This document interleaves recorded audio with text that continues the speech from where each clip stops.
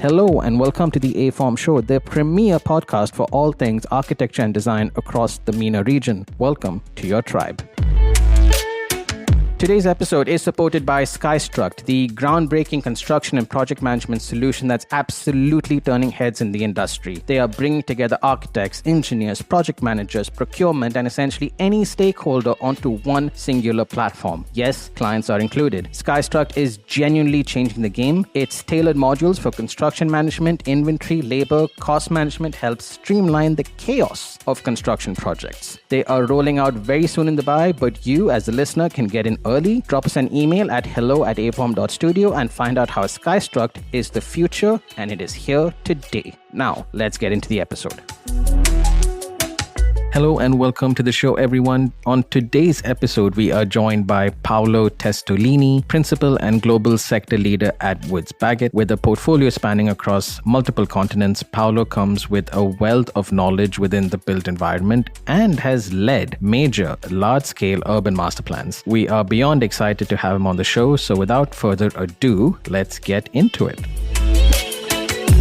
Welcome to the show, Paolo. Thank you, Alan. Thank you for having me. It's a real honor to finally meet you, actually. Oh, wow. And have a whole hour of hopefully a nice and interesting conversation. Well, I mean, likewise, big honor to meet you too. So I guess I want to start with, kind of before the episode started, we were talking about urban master plans and so on. I understand that this is something which you're probably looking into at the moment across multiple countries, even at the same time. So I think an interesting point to start would be, as an urban planner, what is of interest to you at the moment? Yeah, well, let me start by saying I'm actually an architect by trade. It's been almost more than 25 years since I graduated. And, like every single graduate, you go to the market and you're excited to be part of any design process, any job, even if it's, detailing toilets, which, by the way, it was my first job. I was really concentrating on that until one day back in London, where I used to work for a global company, I was in charge of a package for a PFI hospital in the UK. And that sort of a design process pushed me to understand how the old structure of the hospital was working while we were designing and building the new one. And at the same time, understanding, the dynamics of the city that we were designing in, entry points, access, logistics. So I was pushed to understand a bit more about how the city performs when you are doing a massive intervention like a hospital. And it was then that I started to realize, well, hold on a second, there's more than just facade systems and, lobbies and all that. And I was really excited to learn more about how cities work and how us as designers could interfere in the performance of a particular urban grid or a cityscape. But I was always interested in the human side of it rather than the logistics or overall kind of a back of house, if you will, of a city, but more of the front house, overall placemaking. I started to really considering, when you're walking in a place that you really enjoy, every single little thing is been designed for you, from the bench, the lighting, the pavement, the shading, the overall kind of a interface with a frontage. So that's when I decided to specialize in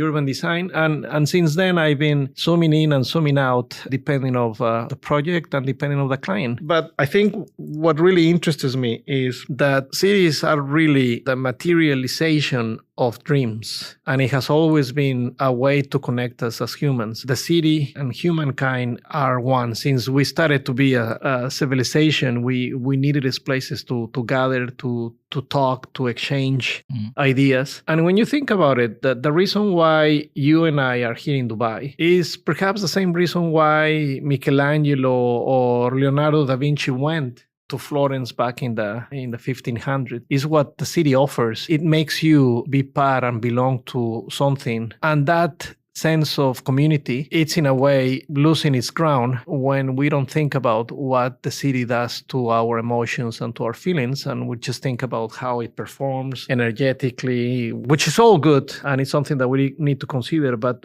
I am more interested in that human-centric approach of cities that allows you to intervene in a very strategic way. It's almost like that sort of a intervention, chirurgical intervention from doctors when you are sick. It's just a tiny intervention that allows a whole a holistic approach to your well-being. I'm interested in that, is how to intervene in a city that within that strategic positioning, you can do incredible things. I would think there is no one sort of cookie cutter solution then, right? Because every block within a city, or even like a building within a block within a city, is so unique by itself, and across multiple urban fabrics it evolves and changes even more. So I suppose my question is, I think there could be a million things that you could do. How do you know what's the right one? Well, I think we were discussing this before. The beauty about becoming an architect and then a urban designer and then being both is that you can basically focus on pretty much anything from the social perspective of things. Being in the Middle East, it has been quite an intense but also rewarding process for me. I've been here for almost 10 years because you have the opportunity to really make an intervention from scratch on a large scale master plans, which is something that usually doesn't happen in Europe. There tend to be a lot smaller and more typology led rather than,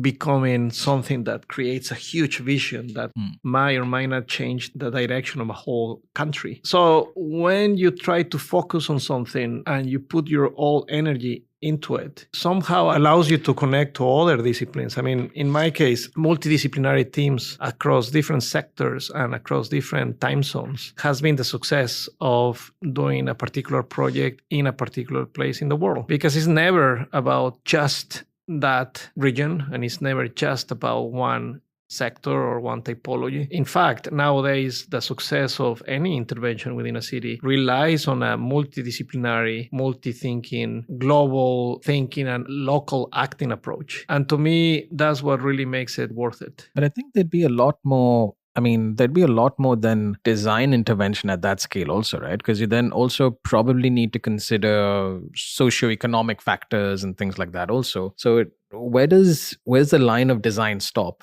Or does it not stop? Well, it's an interesting one, particularly when it comes about the process of design, especially nowadays with the AI kicking in, all the chat GPTs of the world, Mid-Journeys and so on. When do you actually stop designing and then let the engines do their own thing is, I guess, one of the big questions. You would like to hope that as a designer, you have at least most of the control of the whole process. One of the things that we have been looking at is we're almost in a situation when we discovered the microscope. When we discovered the microscope, we realized that there was a whole world around us that we didn't know it was and that we were not aware of. But then having that knowledge helped us to understand furthermore our own realm. I feel it's happening the same now with the Internet of Things and the amount of data that we have been accumulating for the last 50 years. Through parametrics and artificial intelligence, we can come up with all sorts of solutions that the naked eye will have never come up with, or at least not on the time frame that that our industry is pushing for. So when do you stop? I will hope never, and I will hope that we will continue investing our efforts and our creativity to make sure that despite the artificial intelligence, we will have the upper hand on controlling the outcomes that will benefit the actual end user. But we will need to see. Yeah, that's an interesting one, because everyone who I speak to about this topic, about, big data in general, creating digital twins, so on and so forth, I think the sort of summary that everyone gives me is that there are, especially with, kind of I don't want to say birth, but sort of the influence of things like AI and IoT, for example, in our realm as architects and designers, there are many answers which are being given to us. I don't think that we know what questions to ask yet. I think that's the more critical thing. I think the answers are there. With all the data, like you said, that we've been collecting, the answers are there. We just don't know what to ask yet. That's true. And, one of the things that makes an intervention of a city successful is to truly understand the end user in order to create a typology that will enhance and reinforce that end user. The future typologies that are coming into our place, we still don't understand. For example, when you consider the section of a street, it is in there that you will understand if the city works or not. What kind of a city are we talking about? It all depends on the section of the street. It's really down to that typology, the street on its own. And if that street doesn't require the space that required before, because we have the technology of cars that drive by themselves, drones, there's a hologram hologram technology, there's augmented reality, there's visual reality, there's all sort of new layers into the experience of whoever is walking from point A to point B, then what will be the end result of that section of the street? Would it be enhancing a community? Will you be able to know by design your neighbors? Would it be so intense on FAR and density that you'll be considering replicating the ground floor conditions in 5, 10, or 20th floor up the sky? These are the things that we should start focusing on in order to make sure that the outcome is really favorable for keeping, positive and happy communities. The way we will work, live, and entertain in the next 10 to 25 years is, I think, is everybody's guess. It's going to be a hell of a ride. Yeah, 100%. So considering what the future is bringing, and trying to put our focus on the type of things that we can do now to prevent all sorts of negative outcomes is, I think, it's our duty. No, you raise multiple interesting points. I was actually having a conversation with one of our clients about something very similar, looking at how, sort of automation in cars and the whole drone sort of, flying taxis and so on, thinking about how that would interact with the actual project, about how traditionally we always think of, wherever you have, let's say like a hotel or something, it's always about the arrival experience, which is by nature always been the ground floor. But in this case, if we start to think about, flying taxis and so on, is our arrival experience sort of, on the 12th floor now? And not so much the ground. Does ground now become sort of back of house service as compared to that level? And if you take it a bit higher, does then your roofscape become sort of the arrival experience, almost inverting the building, so to speak, where in services which traditionally you'd kind of hide on the roof now go down to the ground because that's where, no one really interacts with anything anymore. So yeah, it's a very interesting conversation. And there's, like you said, many, many things that could happen. So it will be a ride for sure. And then on top of that, traditionally you worried about the ground floor conditions and make sure that it's activated and is walkable and all that. But in a almost zero gravity 3D environment, you really need to think of the journey and the activating points of the whole puzzle that will allow the gluing and the stitching of the whole urban fabric. To me, when it comes about thinking in the future, the things that are happening now already are a bit of a snapshot of what's to come. So let's say, for example,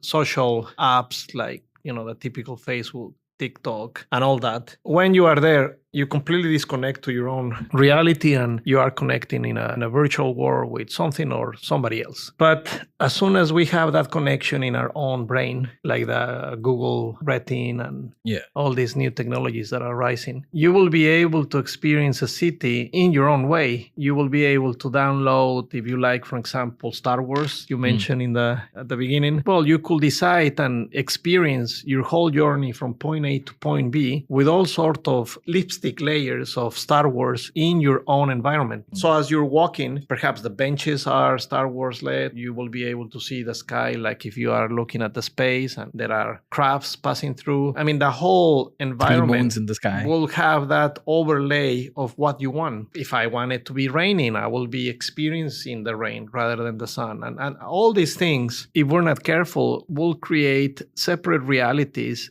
in one physical world that perhaps Dubai is a completely different experience for you than me, even though we are living it at the same time and at the same place. Pushing that forward to the future, the danger of exchange and interaction and discussions about ideas and colliding with your own thoughts could become a thing of the past. And you will be reinforcing by your own thinking and you will not be challenged by others. So then suddenly the concept of the city will change. Connecting back to, the invisible cities. I don't know if you have read that book from Italo Calvino. He talks about morality tales of cities. In fact, he gives cities human characters, city of the past, and they have their own human emotions. I feel that if we're not careful, the city as we know it will be becoming something else. And that's concerning. Gotcha. Interesting. So then it almost feels like we're at this fork in the road almost, where we have these different roads that we can go down. For maybe the sort of younger designers, urban planners, architects listening in, if they needed to double down or focus on any one sort of element for them to progress over the next 2 decades? Be it, of course, there are softwares and things like that, but even if it's a certain way of thinking or if it's a certain approach to their career, even whatever it may be, what would you want to tell them? Well, what a good question. I mean, the usual answer these days will be, well, concentrate on coding and, the kind of the technical part of amplifying the twin models and the overall virtual design. But to me, that wouldn't be the approach. To me, it will be more concentrating on the innovative and creative factor of things. And that brings me into something that I've been focusing on lately, which is the approach of the storytelling. I think as we move into the future, there will be a huge gap and therefore a great opportunity for young graduates to be leading the creative, almost like the genesis of ideas, hold the narrative and the concept of projects that will allow them to control the outcomes and algorithms of AI. As long as we have the whole of that, I think we can do incredible things. And when you think about it, storytelling is a very human activity. There's a book, I think it's called Homo Sapiens, Yuval Noah Harari. That's right. I don't know if you remember, there's a chapter that talks about how humans are the only species in the natural world that can tell stories. There's no other species that can. And when you think about it, everything that glues us as a society is as part of a story. It's a story that we have been told and that has gone through generations and generations and makes us part of our own identity. Even religion is based on stories. True. So as we move forward, being able to tell a story, to secure a design, to develop a design, and to implement a design that then tracks back into the initial genesis idea and concept is more and more important, I feel. So that's where I will focus on the creativity side of things, areas where innovation and genesis of concepts are part of that team. And it is through getting better on that I feel we will be able to balance the outcomes of, all the things that are coming into our way. Got it. Interesting. I'm kind of then almost wondering, right? Because again, a lot of our audience are designers and would want a very tactical way to implement this, right? Because on the one hand, yes, we could say that, you should sort of focus on the narrative and focus on storytelling. A lot of them probably who have not done this or who want to learn it would simply turn around and ask, okay, I want to, how do I do it? And normally my answer to that, because I get asked that quite often about how I can defend my design or how I can, sort of create that story that takes everyone through this journey. I kind of tell them on the tactical side of things, focus on communication, your language, your body language, and, all that stuff, which is more tactical, things which you can exercise and do. But then on the other side, I like to think of it as, if you think of what your narrative is, what your context is, what your story is, what would drive the project, like you said, I sort of think of it like a filter, right? Where you create this filter based on your design ethos and the values of the project and so on. And everything then moving forward in regard that project goes through that filter, right? So be it, your client's expectations, be it materiality, be it typologies, whatever, everything goes through that filter. Yes. And if it gets cut out, it gets cut out. But it gets cut out because that filter clearly says, this is what the direction is. This is what our values are. This is what we want to achieve. So do you sort of agree with that? Yes, analogy? absolutely. And I will go even farther. To me, a good technique is to think of in terms of movies and settings. You see, one of the reasons why movies, some of them, are successful is because there's always a very strong, likable, almost like, you can connect to character that goes through a human story that becomes universal. And then there's a setting around that story that reinforces the character and makes them go through a journey in a way. Let's talk about Star Wars again. Cool. The first 3 episodes, chronologically doesn't work like that, but the first 3 movies, let's say, one concentrates on an environment of the snow, another one of the sand and the desert, another one of the forest and the green, and right? the tropics, yeah. And then suddenly you have different spacecrafts that are connected to that atmosphere, right? Whether if it's the sun or if the forest with your flying motorcycles and all that. And then also the costumes and the way certain characters are reinforcing the space and the context and the narrative of that particular movie. No? So bringing that back into our daily lives, and when it comes about developing a filter, as you're saying, when you have a theme, let's say, of a movie, that theme allows you to create characters, and those characters will eventually reinforce your end user profiling. And therefore, suddenly you have a number of ingredients that if you put it together, in an interesting way, then you have a recipe for success. Now, how do you translate that? Well, you're right. Getting better into, selling things through a story is, to me, the way to go. Learning from body language, not just from what you're receiving, but from what you are giving. Being able to hold a room and tell your stories to either get a contract or to sell a particular project or to make sure that the particular project carries on. Exactly. To actually being built. It actually relies on a number of skills that we always tend to forget or oversee, which is about being able to persuade all sorts of audience and to make them remember that there was perhaps a consent right at the beginnings, right at the genesis of a project to go to a certain direction. So we're always negotiating, even when we cross the street. You are negotiating with yourself, whether I cross here or I go farther more. Right. That mastering on negotiating skills through telling a story or stories, through mastering the skills of the body language, the way you use your hands, even your voice for particular audiences, whether you're speaking with 2,000 people or you're having a come to Jesus meeting where something broke and you got to fix it. It is being able to read the room, hold the room, and then seduce your listeners through storytelling that I think could be quite useful for young generations as we move forward. True. And this is something which I actually tell a lot of students who I see when I go for crits and things like that. I say, you guys are in a very privileged position, so to speak, because every time you have to do a pinup, this is exactly what you're doing, right? So you have the option to, at no particular major consequence per se, but you have the opportunity to learn and refine. And if something, doesn't work, you can actually improve on it. And there's this one student that actually came to me at the end of like 5th year and said, in 2nd year, I thought I knew everything. So whenever crits and, the juries came, I was always very aggressive and defending my design and saying, no, but this is the way I want to do it. In 3rd year, I realized I didn't know much.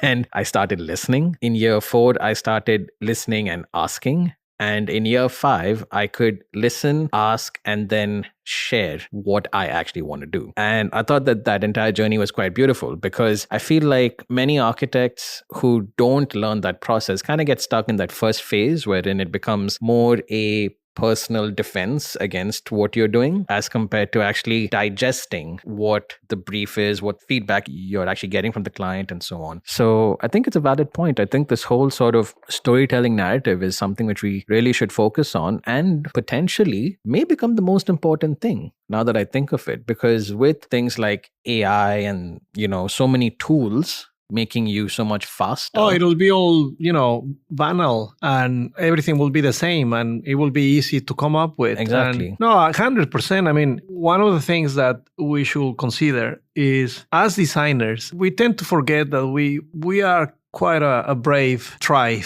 let's put it this way. True. Because every time that you design, you are putting yourself forward for natural state of criticism for whoever is looking at it. It is part of our nature. It's very masochistic.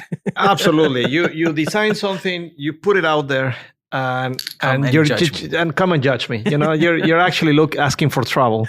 So we are already starting on a defense mode, waiting for the shoots to come and then, diffuse them and with some luck, walk away without much damage. And then we are our first critics. We are, me personally, I'm never satisfied with whatever I design, yet alone when I go back 20 years on the things that I did, I get cringe.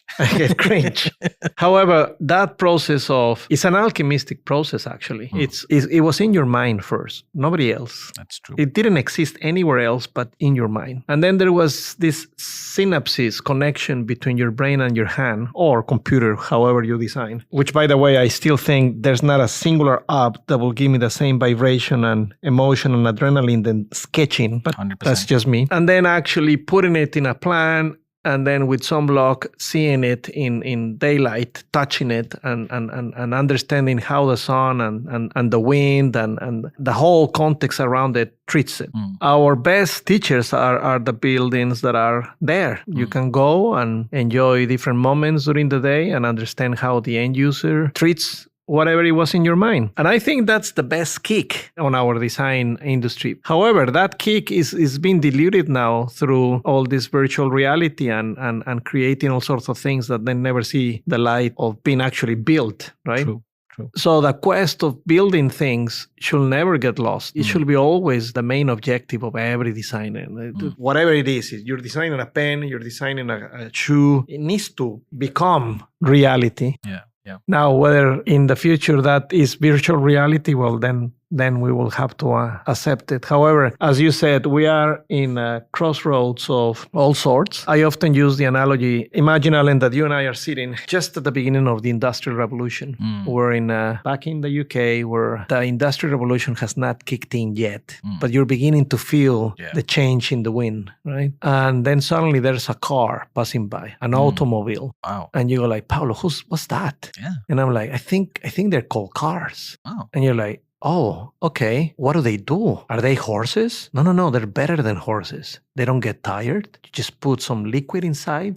I don't remember how it's called. And then you just go. Okay. And what's going to happen with horses? I don't know. They're not efficient anymore. Who cares? We have cars. Imagine at that point in time, we have a podcast, but it wouldn't be a podcast back in those days. If we will go have a coffee in Leicester Square. Exactly.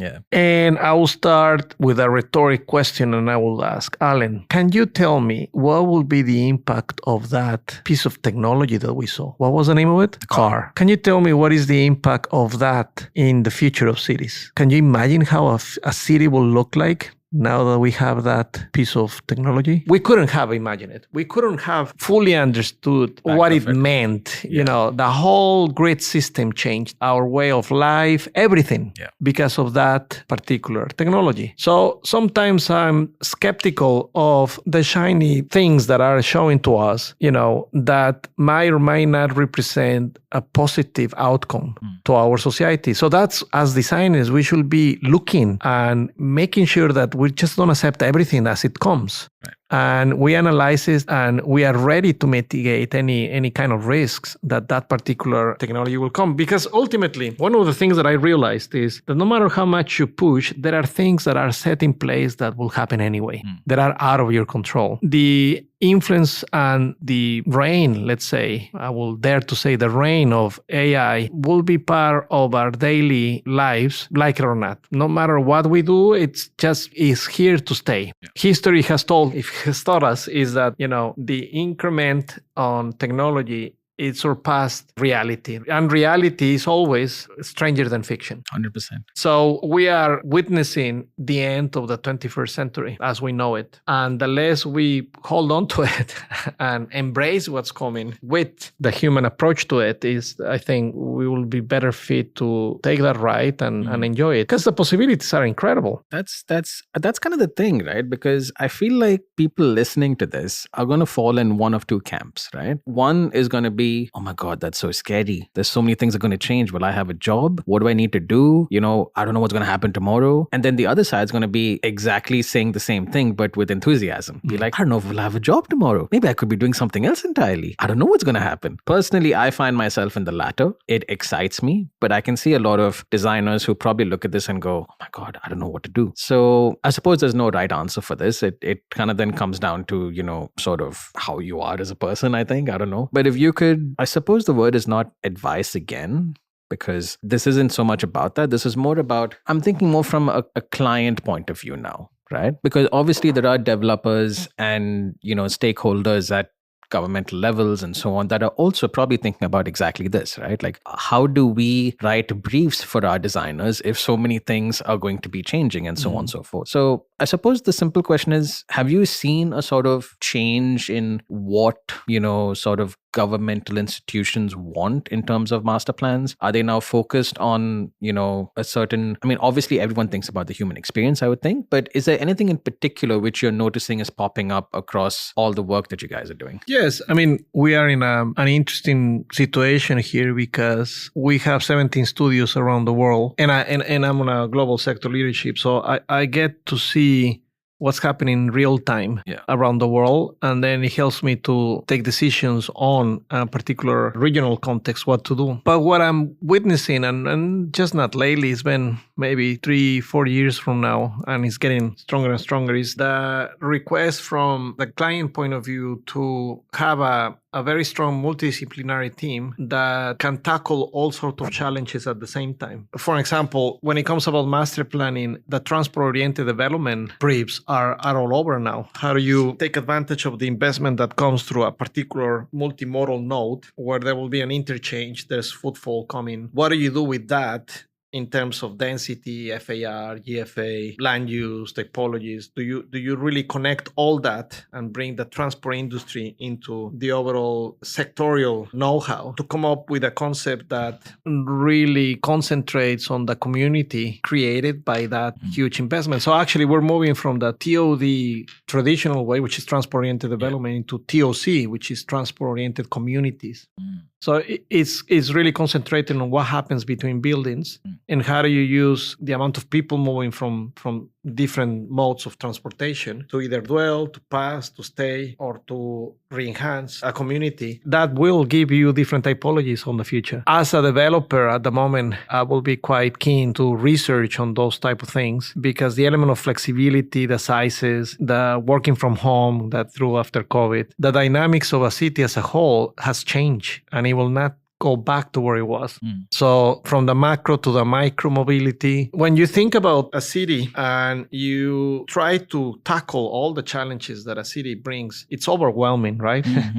So with all these requests that we're getting from clients, we're beginning to have some kind of a 3 arches of themings, if you will, which is livability, connectivity, and identity. And if you consider those 3, then you can tackle pretty much of what the city requires. Any intervention, if it's successful, if you think about it, it will enhance the identity of the place. It will make it connected and permeable, and it will be full of open spaces and public spaces that people feel that they belong to the area. If you fail in one of those 3, then you maximize your negative outcomes of any intervention. So as we move into the future, connectivity will be more important than ever with all these new modes of transportation. So what does it mean from the human point of view? Livability, again, it is concentrating on what happens between buildings, that it relies the importance of feeling that you belong, public versus open space, private versus semi-private, with all these entry points that we were discussing. Is it a rooftop private? Is it permeable? Do you activate only the ground floor condition and you let the rest to be more in the private domain? More and more, the separation between wealth is going to become an issue. The rich will get richer and the poor will get poorer. And it is down to us as designers that we should be filling the gaps. A city that makes the citizen feel quite comfortable taking a public transport, and when it's taking that public transport doesn't feel like a second citizen, is a city that has successfully managed the transportation issue of the city. But if you go into a public transport and you feel that you shouldn't be there and you wish you could have been having your own car or taking a limo, then things are going the wrong way, right? So multidisciplinary approach, trying to glue things together with overall design principles, and the human-centric approach. I can't stretch that more. It's really thinking about how the end user will feel with whatever you do and whatever you design. Interesting. There's a quote that comes to mind. Obviously, I will butcher it, as I always do, but I can't remember who told me or where I heard it, but it was the progress of a city, or the success of a city, I would say, is measured not when the poor can afford a car. It is measured when the rich use public transport. That's right. The minute I heard that, I thought, yep, that's exactly it. All the cities that I've been to, where exactly like you say, public transport becomes the norm, those are the cities which, in my opinion, are a lot more fun to be in. It's true. It's true. Generally speaking. I have another great index, and I have to find exactly who created this index. But the better the offer and the quality of coffee is in a city, the more fun and the more creative that city is. So if you go to a city and there's no good coffee, then the city is not really bringing the right talent or investing in innovation, according to this index. If you go to a city that the offer and the quality of coffee is fantastic, and no matter where you go, there's a coffee shop here and there, then you are reinforcing that city is betting for innovation. Now, whether that's connecting back to, because when the coffee was brought to Europe, that created a slowdown of people to actually have to sit down because he was caught. And because of that boost of energy, you were suddenly thinking all sorts of things that you never thought of. And because you were sitting, you were actually forced to have a discussion with somebody else. And that created a whole movement, right? The enlightenment, just by the coffee. Now, back in almost 2025, coffee continues to be a connection with innovation and creativity within the fabric of a city. That is true. That is true. I'm now thinking back to all the places I had good coffee. And it's true. They all were kind of like, really out there. Wow. I never really put those two together, but it makes so much sense. Absolutely. Wow. There are other more logicals, like the index of happiness is actually connected with the quality of commuting. If your commuting it has bad experience, full of traffic, full of smelly places, or the transport network is bad, or, that affects your emotions, that affects directly your index of happiness as a citizen of that particular city. True. On the other hand, if it's a cool ride, have all sorts of experiences through that journey, do you interact with people, you feel that you belong to that community, then that has a huge effect in your well-being. I lived in London for almost 15 years. I remember as a young architect commuting all the way from Greenwich to St. Paul's Cathedral. I'll do a bit of train and then a bit of tube and then a bit of cycling. And that interchange of speed will allow me to do different things. During the train, read a book. During the tube, perhaps listen to music, the cycling exercise. But that wave of humans having this daily routine of going to work made you feel like a Londoner rather than an Italian or an Arab. You were a Londoner commuting and being part of, and with that, millions of people working or living together. I will always see the same people because they will have the same routines with the same times, getting the same time coffee, taking the same taxi or taking the same train. All that is incredibly important in the well-being of the citizen, but as a whole, as a community, is what makes a city fantastic and great to live with. Very, very true. There are so many things that I would want to talk about, but there's never enough time, Alan. Never enough time. There's never enough time. As a sort of closing tradition on the show, we have something called the aForm tradition, which is a question asked by one of our previous guests, not knowing who the next guest is. You don't know who they are. They don't know who you are. And it's an absolutely blind question. And sometimes it's a bit of fun and sometimes it's quite intense. So I'll pull up the question that we have for you today. I was told by the team that it was a fairly fun one.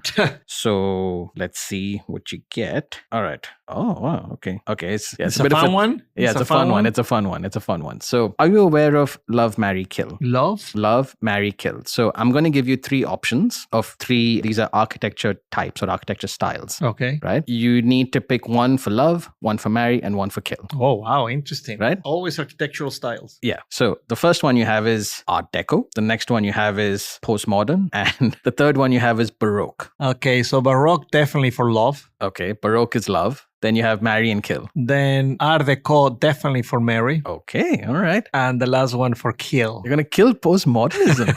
Wow. I would have never guessed that. But okay, all right. Yeah, no, I mean, in all sorts of levels and things, it's a matter of every time that you imagine the future, inevitably you're thinking about the past. Okay. To me, postmodern did a lot of future thinking, but not much of reckoning the past. And a lot of issues came out of that style. True, 100%. That's not to say that I'm a futuristic and always thinking, in front instead of the back. But yeah, that's it. Good answer. Good questions. Yeah. I mean, I wish I could take credit for it, but I didn't. Paolo, of course, this has been an absolutely fun episode. I'm going to be thinking about, coffee for the remainder of the day. No doubt, a lot of our listeners have gained a lot of value from all the lessons that you've shared and all of your insights. So on behalf of the show, thank you very much for giving us your time. Time to me is the most important commodity these days on the planet at the moment. Absolutely. So thank you too as well for your time. Thank you very much. And on that note, we will catch you guys next week. Fellow aFormer, thank you so much for your time. If this episode added any value to you, please share it with anyone who may benefit. If you want to carry on the discussion, please get in touch with us over socials. We are at aForm Show on the gram and hello@aform.studio on email. That is at aForm Show on the gram and hello@aform.studio on email. Until next time, stay inspired.